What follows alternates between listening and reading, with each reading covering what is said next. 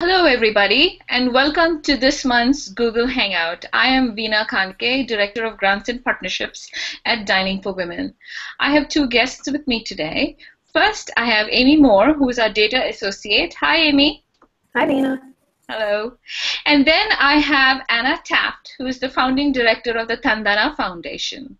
The Tandana Foundation was founded in the year 2006, and they have worked in communities in both Ecuador and Mali. This Dining for Women grant is focused in Mali, and Tandana focuses on building strong relationships with communities, both in Ecuador and Mali, and believe in collaborating with these communities to achieve their goals. So Anna, why don't you tell us more about your project?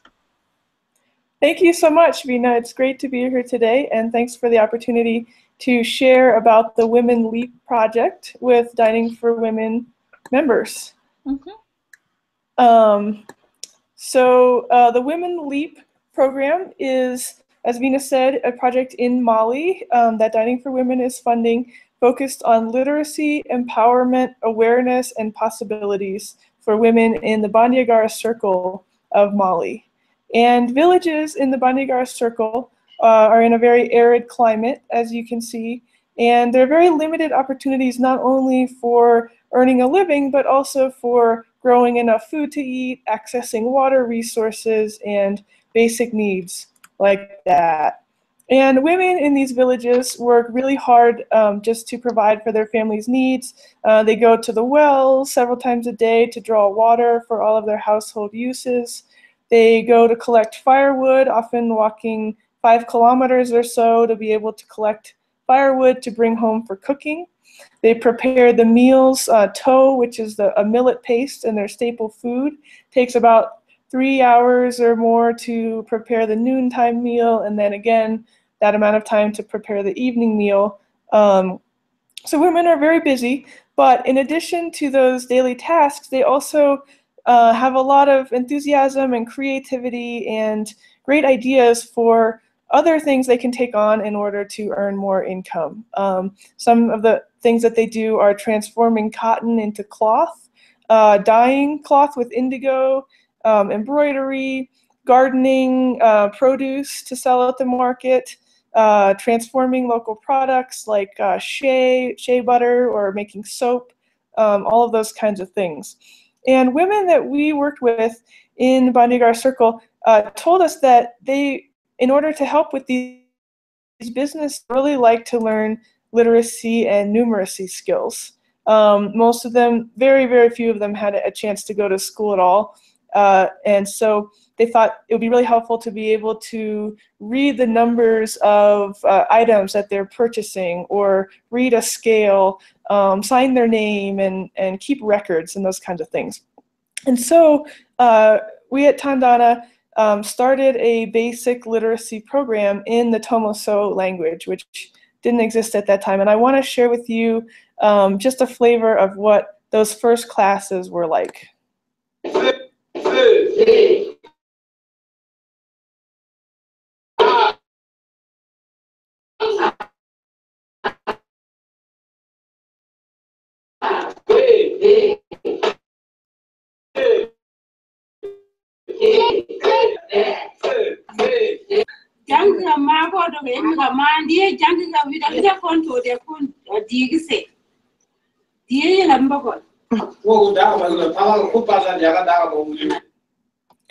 So as you can see, they started from the beginning, but they've learned a lot, and the students are really excited about what they can do with their new skills. And when they go to the market, for example, they can read the scale and know that they're not being cheated, or they can buy the size of pot or shoe that they wanted. So there's a lot of enthusiasm, but they've also told us that they want to learn more, that they need additional skills. And one of the students in particular, named Ada Kanambai, studied in the first session and did very, very well. And now she has become an instructor in the program, teaching other women in other villages the same skills. She's also been chosen as manager of the cotton bank in her village because she has the skills to keep the books well. And for this Women Leap program that Dining for Women is funding, Ada is going to be the community liaison, ensuring that the students' voices are heard in the program design and the planning of all the phases of the project.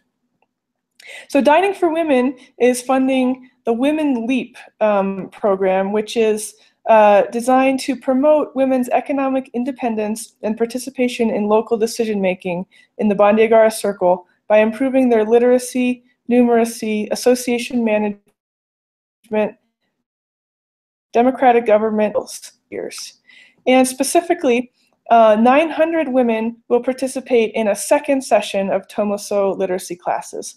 So they've all participated in the first session, but they want to learn more. So the Dining for Women grant is making possible session 2. It's like a next level of literacy classes.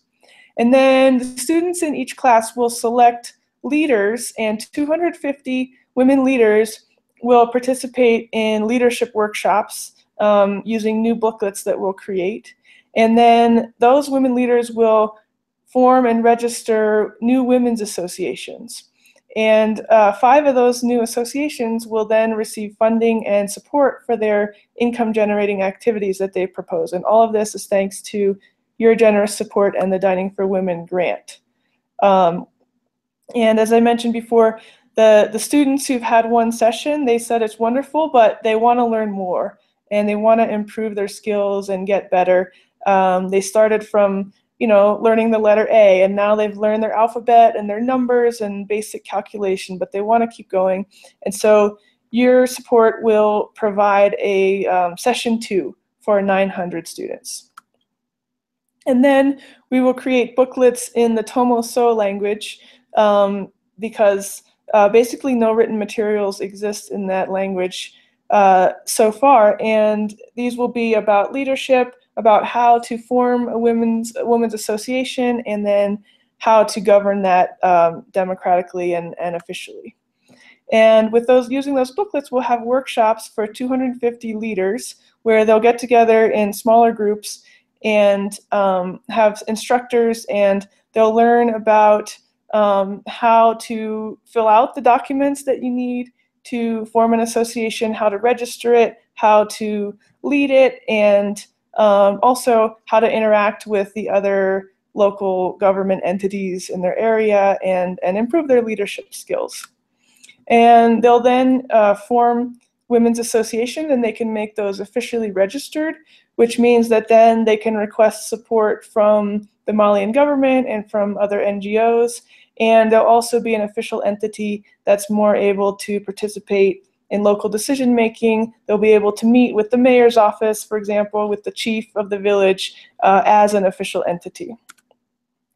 And then each women's association, they'll work together and decide which kind of income generating projects they want to undertake as a group.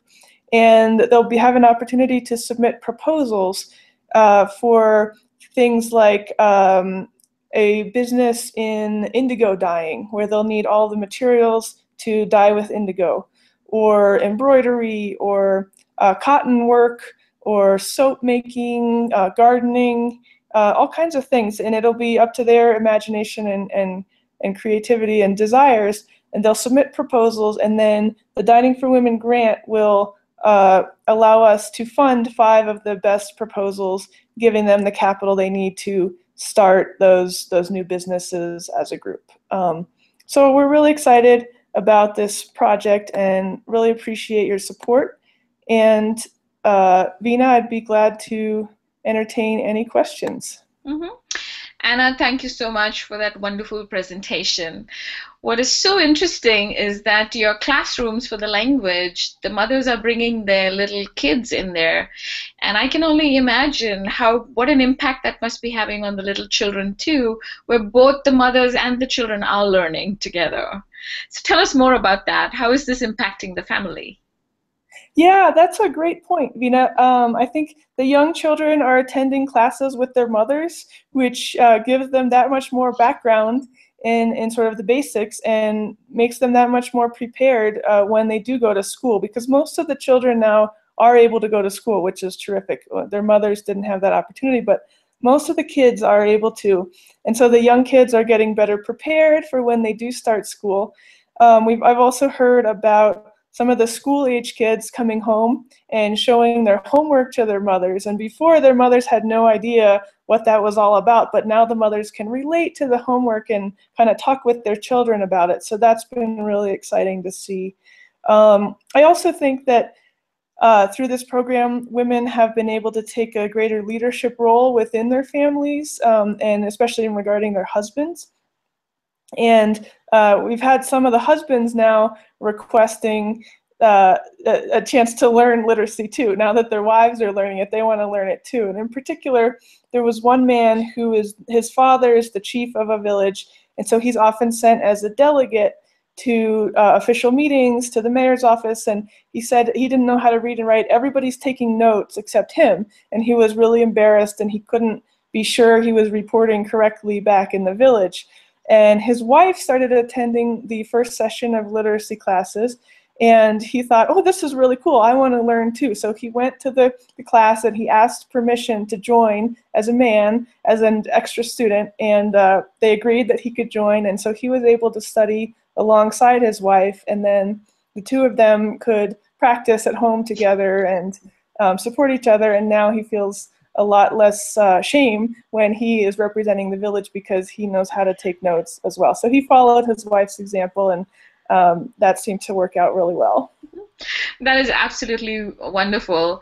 Now, getting back to the women in the who will be the beneficiaries of this grant, part of the project involves that these women learn leadership skills and they learn about democratic governance. So, how exactly do you see this playing out in terms of, going beyond their families and to the community at large? Yeah, so most specifically, they'll be learning how to govern their women's associations officially. But I think those skills will definitely carry over into understanding much better their country's government and democracy and how to interact with that, how to participate in their country's government. And also, I think having those skills and that knowledge will empower them to feel more confident, say, addressing the mayor's office. I think that's a space that traditionally has not been very open to women. It's been a man's space. But now that they know how to be a leader and they know how to speak the language of government and democracy, they'll be able to go and request a meeting with the mayor and discuss issues, discuss things, changes they want to make. And also, I think they'll gain more respect within their villages. The villages are governed by a male chief typically. But once there is an official women's organization or group and they've got a president, suddenly that president also becomes an authority in the village. And so this will allow for more women to be authority figures within their village and to have a louder and stronger voice and be able to discuss with, say, the chief's advisors more freely and with, receive more respect from men in their village. So I think it will have a great effect in the communities and in the local government and hopefully beyond that in the, ultimately the national government as well. Since you have been working in the Mali communities for a while now, as we're wrapping up, can you tell us more about what your future plans are for Mali and for the communities? Yeah, so, our goal is to stay with still this small set of communities within Bandiagara Circle and deepen our impact and our relationships in those communities.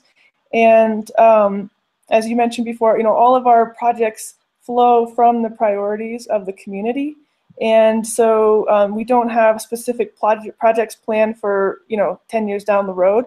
But we plan to continue collaborating and continue our relationships with these communities and just taking the next step. And we found that one project typically leads to another. For example, this literacy program, was born out of several earlier projects where we had started a microcredit groups program with women, and they thought that was great, but they wanted to do more. And then they started a cotton bank where they could work together on their cotton transformation and have group buying power. And then through that, they realized the importance and the value of learning how to read and write and keep records. And so then they proposed literacy. And then after the first session, as you heard, they said, we want more and we want the leadership, and that's what the Dining for Women grant is going to support. And so I have no doubt that after this next session, there'll be even more wonderful ideas coming out of the villages that we will be able to support and collaborate on. Well, Anna, we at the Dining for Women community wish you the very best for this project. And we believe that those groups and organizations that stay well tuned in with their communities really have wonderful success. So good luck with the project, and we hope to hear more about Tandana as you submit your reports. Thank you so much.